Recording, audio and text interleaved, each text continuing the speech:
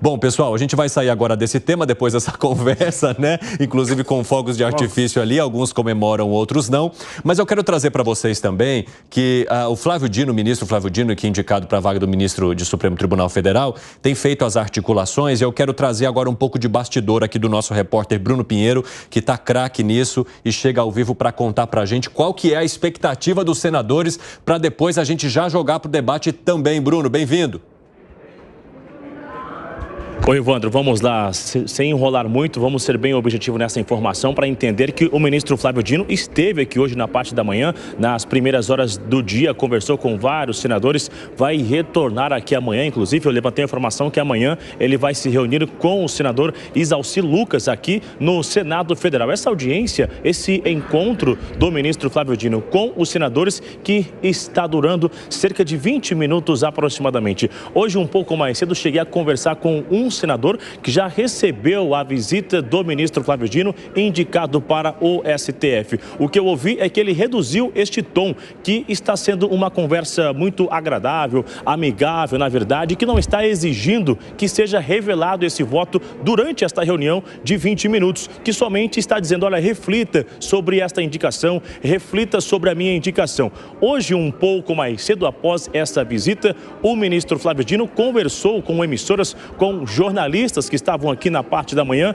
e revelou a sua ampla experiência no executivo, no legislativo, na vida jurídica também, no judiciário, atuando como juiz. Ele foi aprovado em primeiro lugar, revelando ali que haverá uma certa isenção se assumir a vaga no STF. Logo na sequência eu volto com o que eu ouvi em relação a essa fala do ministro Flávio Dino. Vamos ouvir. Existe uma postura, existe um comportamento, existem regras, e é isso que eu tenho mencionado. Uma coisa é você ser governador, outra coisa é ser senador, outra coisa é ser deputado e assim sucessivamente.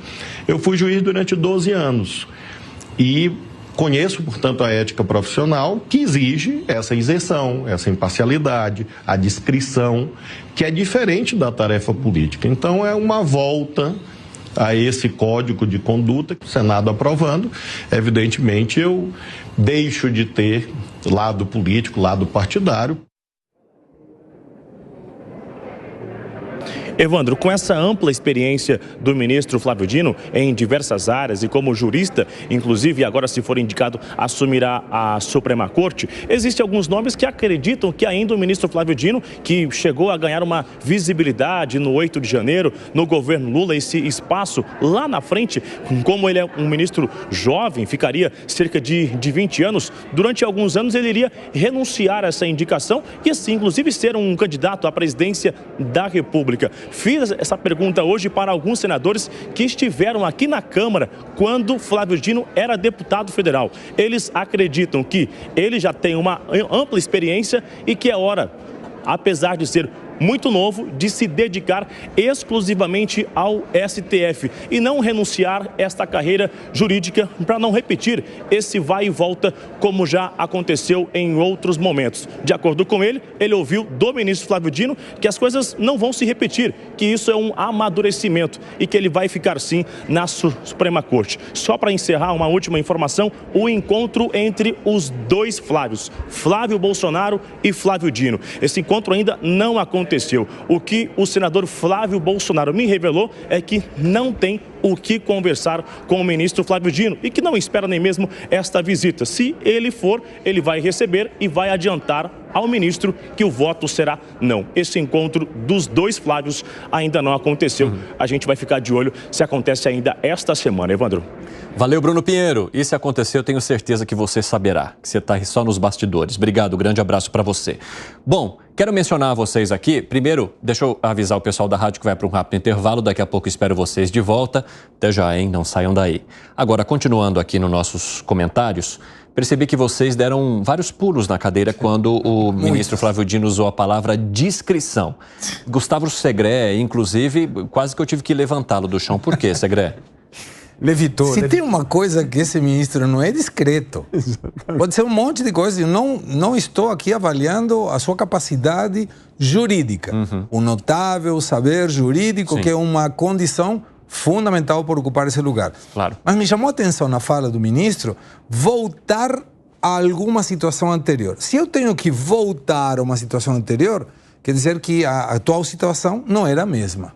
E quando você tem um comportamento político dentro do executivo, legislativo ou judiciário, você não pode mudar a sua vida, a sua predisposição, a sua colocação e as suas atitudes em função do cargo. Você sempre é uma pessoa ética, uma pessoa coerente e uma pessoa discreta. Então não entendi e me chamou a atenção que justamente eu usei essa palavra, discrição. Não é discreto, ministro. Piperno, você vê algum tipo de incoerência no discurso do ministro Flávio Dino neste caso? Se a gente considerar o Flávio Dino ministro da Justiça, a gente obviamente vai ter que duvidar disso aí, né? Do fato do ministro agir de uma forma discreta. Porém, o governador Flávio Dino era um conciliador. O governador Flávio Dino, inclusive, montava aquelas coligações aí que incluíam todo mundo. O PP, por exemplo, né? Partido de um perfil ideológico bem diferente, não só fez parte das coligações eleitorais, como governava com ele, fazia parte do governo dele. Então, era um ministro com uma atitude diferente em relação ao que a gente viu do ministro da Justiça, Flávio Dino. Outra coisa, né?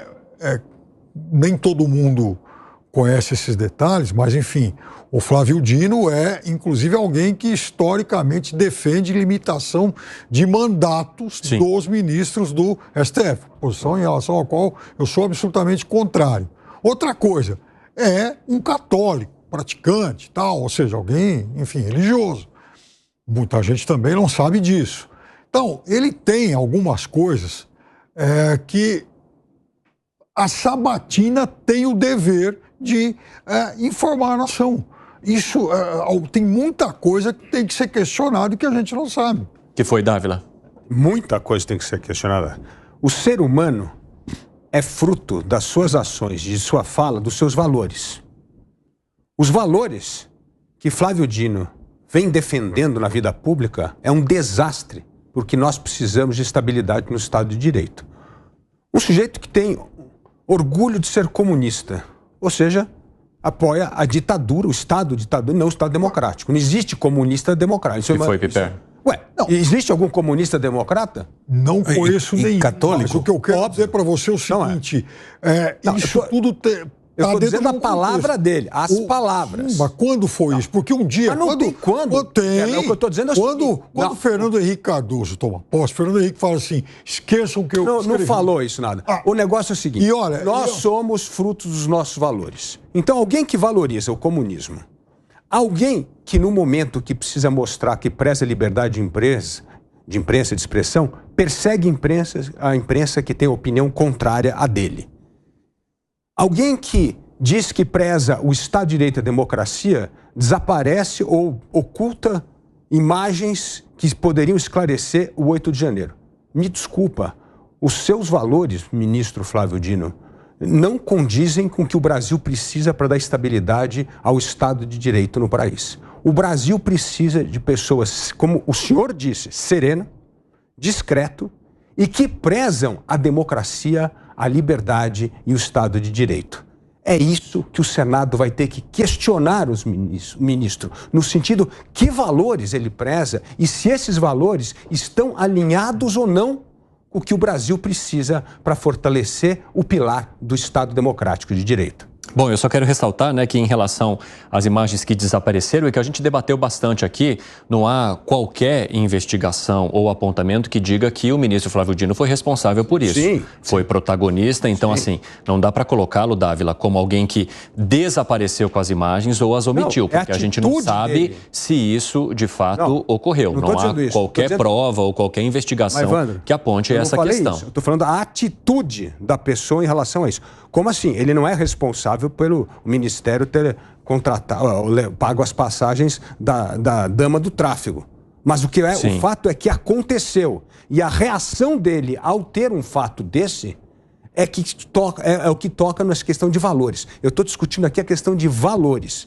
Que valores? O que ele deveria ter feito no caso desse? Demitido imediatamente quem pagou a passagem, quem convidou aquela pessoa. Então, esse tipo de reação que nós temos, ela, no fundo, revela os valores que nós prezamos e aqueles que nós não prezamos tanto. É isso que eu estou dizendo que é fundamental hoje para que nós possamos ter ministros capazes de fortalecer o Estado Democrático de Direito. Gani, já vou abrir para você. Eu só vi uma manifestação. Pode falar primeiro e depois eu vou passar para uma manifestação do Piperno que estava reagindo. Eu quero pegar um gancho no que o Piperno falou, quando ele diz que enquanto ele foi governador, ele foi um grande conciliador. Mas existe uma diferença básica aí. Ele foi governador e o governador ele sofre pressão da opinião pública. O governador ele tem a pressão e precisa negociar com a Assembleia Legislativa.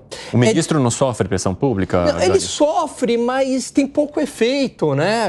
Pelo menos a gente ainda não viu esse efeito na prática, porque o ponto é que o Poder Executivo acaba sofrendo também a pressão da opinião pública no voto, acaba sofrendo a própria pressão do Congresso Nacional, a gente vê isso, discute isso diariamente, e do Supremo Tribunal Federal. O Congresso Nacional, a pressão do voto também, os parlamentares são cobrados por isso.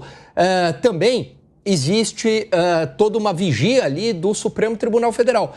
E hoje o Supremo Tribunal Federal ele tem um poder autocrático, ele tem um poder absoluto. Quem vigia, o vigia. Então, ele não tem um contrapeso, seja do Congresso Nacional, seja do Executivo. É claro que os ministros, e a gente sabe disso, enfim, ouvindo políticos, se incomodam alguns com a pressão da opinião pública, da imprensa, de instituições de uma maneira geral.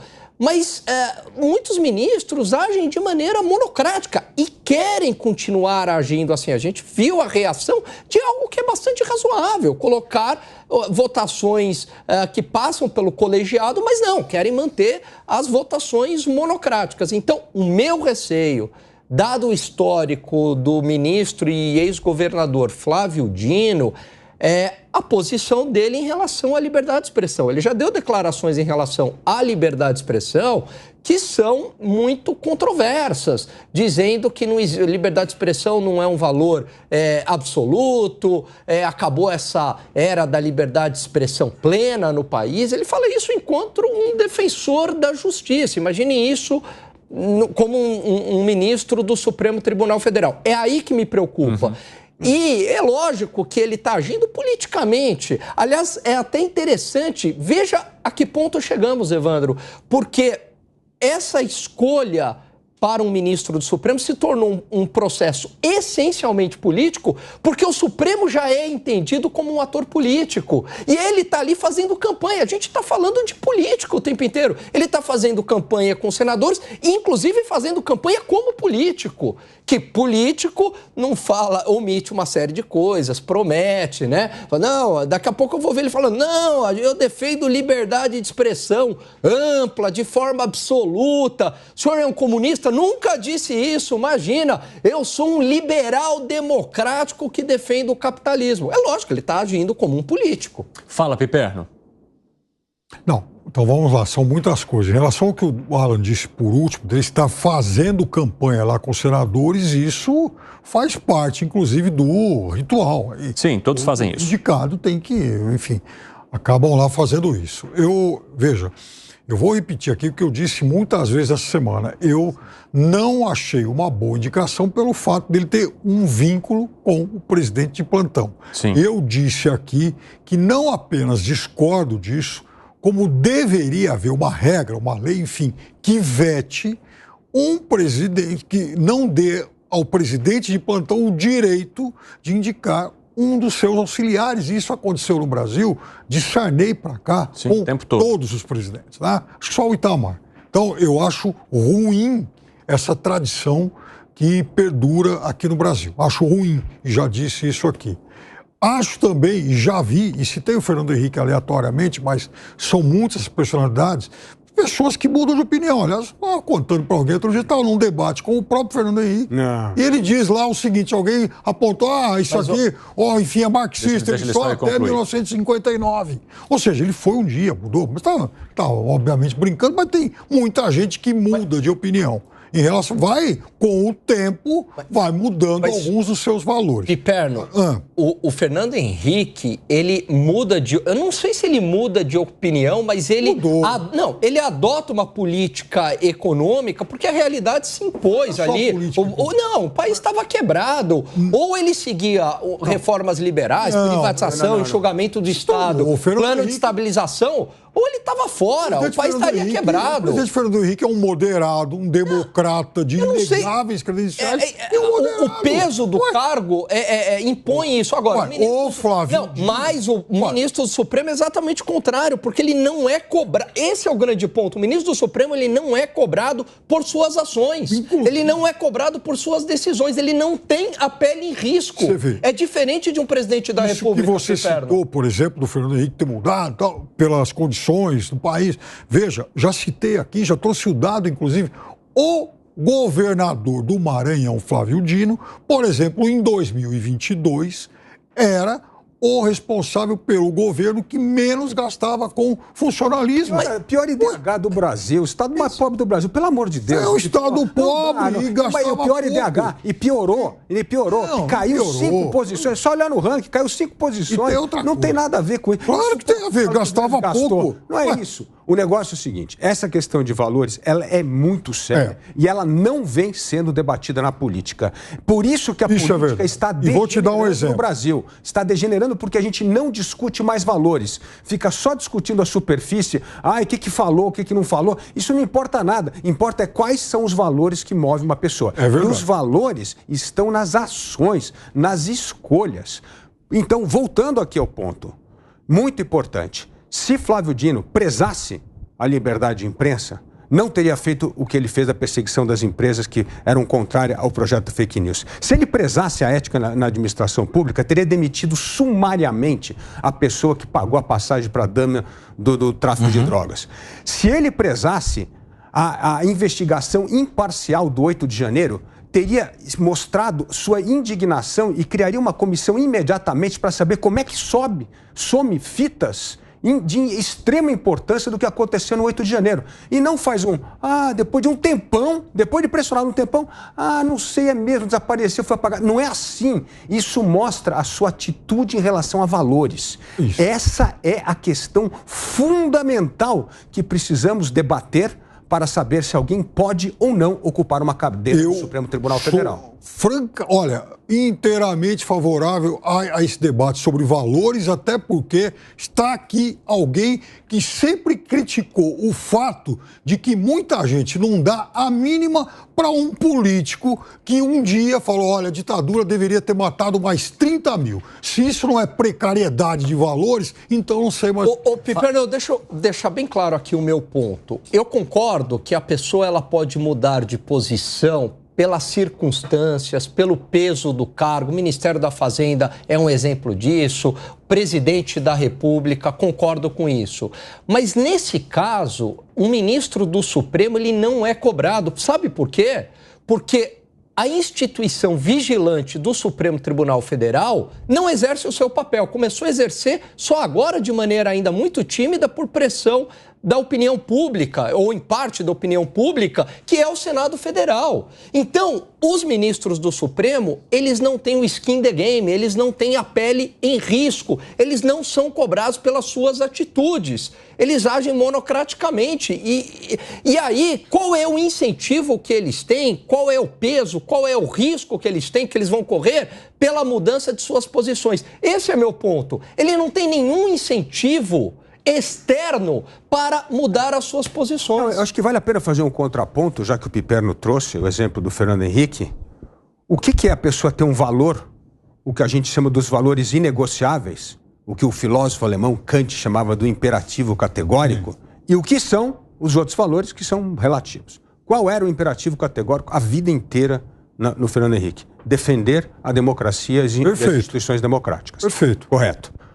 O que ele mudou de opinião? Mudou de opinião, principalmente em relação à política econômica. Por que mudou de opinião? Porque entendeu que um país dominado por uma hiperinflação ia acabar com a democracia e acabar com a liberdade. Portanto, ele fez uma revisão dos seus valores de crenças na área econômica justamente para preservar o valor que para ele era um imperativo categórico, que é a defesa da democracia e das instituições. Então, isto mostra a coerência de um homem que é um estadista e de políticos oportunistas, que tem muitos nesse país, que aí é o meu valor.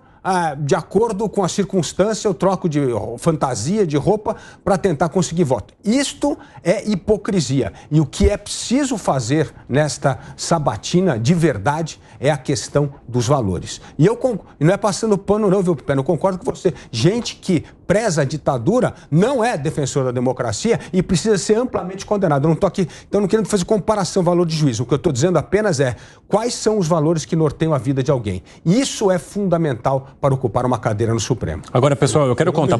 Tem credenciais irretocáveis em relação a isso, é uma figura por quem eu tenho o maior respeito do mundo.